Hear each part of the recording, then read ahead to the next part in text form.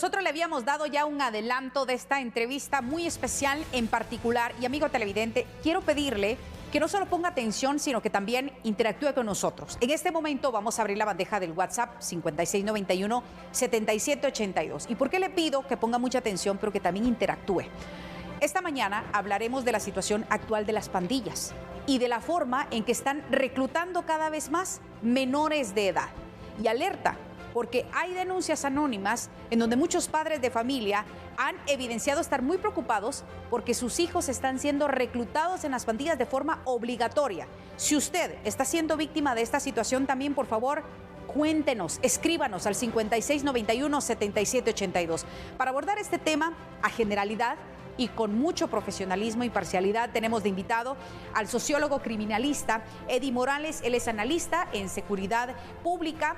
Tiene una gran trayectoria, no solo como profesional en la materia, sino también como docente universitario, también analista independiente, asesor independiente. Licenciado, qué gusto tenerlo por acá para hablar de este tema muy importante que nos eriza la piel, porque si empezamos a revisar el panorama de Latinoamérica, vemos cómo está el Ecuador. Guatemala no está siendo ajeno a situaciones similares. Cada vez más estos grupos organizados, porque ya no estamos hablando de pandillas, de delincuencia común, sino ya es crimen organizado operando en Guatemala y en otros países, y no se descarta que podrían estar trabajando ya de forma articulada en toda Latinoamérica. Bienvenido. Muchas gracias por la invitación. Bueno, yo creo que el fenómeno es multifactorial y tomemos en consideración que el fenómeno de la delincuencia juvenil, porque ese es exactamente el título que se le da, claro, ha proliferado principalmente en todas las áreas de Latinoamérica, pero particularmente existen factores que están muy vinculados a los problemas estructurales que tienen nuestros países. Cuando hablamos de problemas estructurales estamos hablando pobreza, pobreza extrema, podemos estar hablando también de la falta de oportunidades, falta de empleo, la desintegración familiar, la violencia intrafamiliar. O sea, es un sinfín de aspectos que están muy vinculados a este fenómeno. Entonces, en muchas ocasiones, en el caso de Guatemala, El Salvador y Honduras, usted hablaba de la articulación. Claro. En efecto, existe una articulación dentro de estas pandillas juveniles que normalmente le denominamos maras.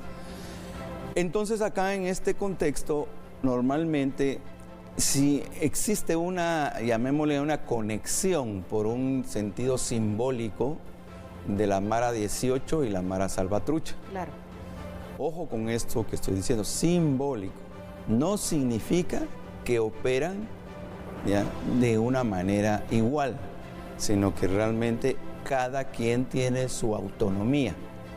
Y en cada país no solo se enfrenta diferente forma, sino que también se articulan y actúan criminalmente de diferentes formas.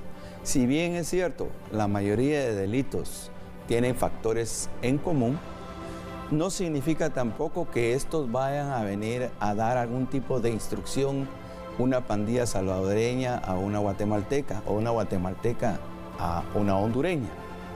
Lo único que les representa es el símbolo y el sentido de identidad grupal que posee. Quien dice el respaldo. Si usted nos acaba de sintonizar, amigo televidente, hoy estamos hablando del problema de las pandillas en Guatemala. ¿Cuáles son las que están operando en el país? Y ahora, lo más peligroso, el reclutamiento de menores de edad a sus estructuras. Licenciado, y usted mencionaba algo muy interesante. La dinámica de las pandillas, de las maras, también ha cambiado. Yo recuerdo que hace muchos años tuvimos una entrevista y abordábamos de los perfiles de las pandillas y de las maras, de sus integrantes, que cada quien se diferenciaba, que unos eran más jóvenes, que otros estaban como más estratégicos, que se estaban involucrando en diversos sectores. Los años han pasado y la situación se ha encrudecido más. Cada vez más son más sanguinarios y las formas de operar y de sufragarse también son distintas. Totalmente. Ahora, de hecho, si usted analiza los 10 años atrás, usted observa inmediatamente una evolución del crimen. Y hablo en general, no solo únicamente la criminalidad juvenil o delincuencia juvenil, sino que también la criminalidad en general, utilizando principalmente tecnología. Hoy encontramos el cibercrimen, ¿ya? Claro. Hoy encontramos que cada vez más se reclutan a personas menores de edad que los van vinculando y los van formando de una manera adoctrinadora, ¿ya? Dentro del proceso para incorporarse a estos grupos. Cuando hablo de adoctrinamiento no significa que el adoctrinamiento que observamos nosotros a través de algún tipo de manual, libros, no, sino que verdaderamente es una interacción entre aquellos que son antiguos miembros hacia los nuevos. Entonces, esta parte se inicia a dar un proceso de integración cuyas características principales es la identidad, la identificación hacia el grupo. Y posteriormente vienen y le dan la oportunidad de demostrar su valor, principalmente chicos menores de edad que se han encontrado desde los 10 años hasta 15, 16 años. Es más o menos el rango. Esto permite a los antiguos integrantes de Mara de que el aprovechamiento sea mucho más intenso, no solo de manera verbal, sino que en la práctica. Y el primer muestra de lealtad grupal es el robo o el asesinato. Y en unas oportunidades los ponen muchas veces a recoger la extorsión. Cuando él va demostrando, es una forma de demostrar su valor, el deseo de pertenecer a la clica, y poco a poco va entonces escalando. Ojo, aquí no existe jerarquía, cuidado con eso. Licenciado, perdón que lo interrumpa, nos está llegando ya un mensaje a la bandeja de WhatsApp y vamos a hablar de ese cibercrimen, cómo a través de la tecnología están reclutando a nuestros hijos. Dice, muy buen día, con respecto a lo que hablan hoy, esta mañana, en la escuela nos presentaron un programa llamado Great, que es para prevenir que los jóvenes se unan a pandillas. También enseñan el autocontrol, a tomar buenas decisiones y cómo actuar en situaciones de peligro. Recuerdo que Policía Nacional Civil ha implementado lo que han denominado por varios años las famosas escuelas seguras. Pero ¿qué es esto? Ahora los pandilleros también se han infiltrado en las escuelas. No es que estén acechando a los jóvenes esperando que salgan, sino que ya están estudiando.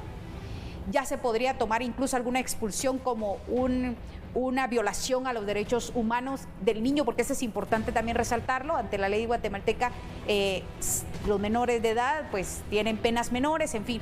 Pero el problema ha llegado hasta el aula. Y desde ahí están operando, están amenazando, están cautivando también, porque no es solo bajo amenazas que ingresan a una pandilla, y todo puede ser a través de teléfonos celulares.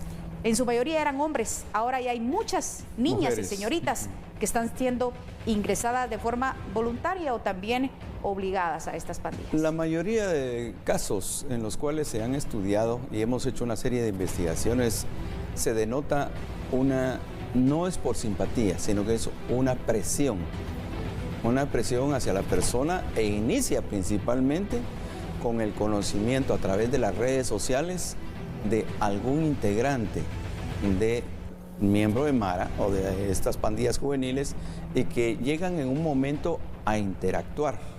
Al momento de interactuar es el momento de reclutar. Por supuesto que hay un proceso de conversaciones, de convencimiento, y de esta forma es que van integrándose a los diferentes grupos. De dinero, de lujos, pero también de amenazas. Ahí licenciado. está. No solo son amenazas de una manera, yo diría coercitiva, y muchas veces hasta coactiva, porque hay menores de edad que no les interesa y tratan la manera de huir, pero estos inmediatamente lo forzan a que se integre al grupo, amenazando. Los casos, hay un sinfín de casos en los cuales hasta le quitan la vida a aquel que no quiere integrarse. Qué peligroso, licenciado. De hecho, nos está informando producción que tiene un testimonio de un padre de familia. Mire, este mensaje está llegando a la bandeja de WhatsApp al 5691-7782 y retomo lo que usted decía. Hay un sinfín de casos donde hay una evidencia que los jovencitos, los niños están siendo amenazados para entrar a una pandilla. Dice, buen día, soy padre de familia. Cuando éramos más jóvenes, las pandillas ya empezaban. Creo que tiene mucho que ver la educación, no el estatus económico. Creo que si los padres, dice, son muy alcahuetes, así se dice popularmente en Guatemala, como le decimos los chapines, dice, creo que desde la herramienta para que ellos hagan lo que quieran y pasa lo que ahora está pasando. Soy de recursos bajos y me crió solo mi madre y creo que eso empieza en casa. Y cuando no se vive alrededor donde hay maras, no se puede comentar sobre el tema. Es decir, hay muchos lugares en donde están asediados por las maras, ya son pandillas, ya son territorios de pandillas, simplemente no se menciona el tema. ¿Y qué hacer, licenciado, cuando nuestro hijo llega a casa probablemente muy asustado y le está diciendo a mamá o incluso a papá o a ambos que está siendo amenazado para entrar a una pandilla? ¿Qué se puede hacer si ellos viven en ese territorio dominado por las pandillas? Sí, lo que sucede acá podemos hablarlo desde varias perspectivas. Principalmente hay una teoría que se le llama asociación diferencial. Eso conlleva una serie de patrones de imitación. Y hay otra teoría que puede ser aplicada en relación al reclutamiento, el proceso de socialización. Esos procesos de socialización son muy importantes. Cuando hablamos de ello, empieza desde la familia, que es el primer proceso de socialización, dándole a sus hijos patrones de imitación que sea para el fortalecimiento de valores. Pero si esto es todo lo contrario y lo que se aprende en casa, o sea, dentro de la familia, en ese primer proceso de socialización se aprende lo contrario, en un sistema de antivalores, se vuelve a retransmitir y transferir al segundo proceso de socialización, que es la escuela. Y dentro de ese proceso de socialización escolar y comunitario, entonces se genera ciertas aproximaciones a su grupo de pares. Su grupo de pares son sus compañeros e inmediatamente van a volver otra vez a imitar exactamente estos patrones aprendidos en casa y posteriormente lo manifiestan en la escuela. Bien, de esa manera es que van ellos expandiéndose. Algunos de estos se empiezan, como usted bien claro lo dijo, se empiezan a infiltrar, ya, como alumnos comunes y corrientes, pero afuera están ligados ya a estas estructuras. Y es aquí donde empiezan a llevarse estas personas, convenciéndolas para que se integren a su grupo. Eso se le llama la teoría de la socialización primaria, y regularmente, perdón que me terciaria. interrumpa, licenciado, el pandillero ya dentro de un aula puede generar una popularidad. Me imagino alguien rebelde, alguien que rompe las reglas, incluso que empieza a tener artículos de lujo que otro compañerito no puede tener, pero nadie sabe la procedencia de esto. Totalmente. Y entonces se sienten atraídos también a formar parte del líder. Algo muy importante es el liderazgo. Y recuérdense que hay dos tipos de liderazgo, uno negativo y uno positivo. Claro. El líder negativo es el que precisamente empieza a ser o a vincular otras personas interesadas y empieza a una especie como de darles falsas expectativas de obtención de dinero, tener relaciones sexuales, tener, ¿qué le digo?, droga, beber, todo lo que son los placeres. Y de esa forma es que lo van a ellos integrando. Y peor aquellos chicos que dentro de su misma familia tiene un sinfín de problemas intrafamiliares. Claro, claro. Y que provienen de familias desintegradas.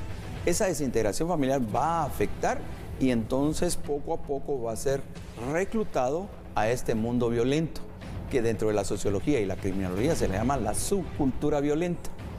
Y dentro de esto se empieza ya no solo a aprender cómo delinquir, sino que también a cómo llevar a cabo cierto grado de integración grupal para alcanzar sus objetivos criminales. Claro. Licenciado, voy a pedirle que se quede con nosotros. Vamos a ir a una pausa, pero cuando regresemos hablaremos justamente de cómo cambió la dinámica familiar, porque ahora ya no vemos una familia tradicional, ha ido cambiando los núcleos familiares, pero un punto muy importante, las leyes guatemaltecas, cómo tratan a un menor de edad ante un delito. Es necesario aclarar esto porque dice, se agarran pandilleros y los dejan libres o no pasa nada con ellos. A usted, amigo televidente, voy a pedirle que active su bandeja de WhatsApp y nos escriba al 5691-7782. Esta mañana hablando del reclutamiento de menores de edad por pandillas. Esta mañana nos acompaña el analista en seguridad pública, el licenciado Eddie Morales. Siga en nuestra sintonía. Somos Telediario. Al amanecer, no nos cambie.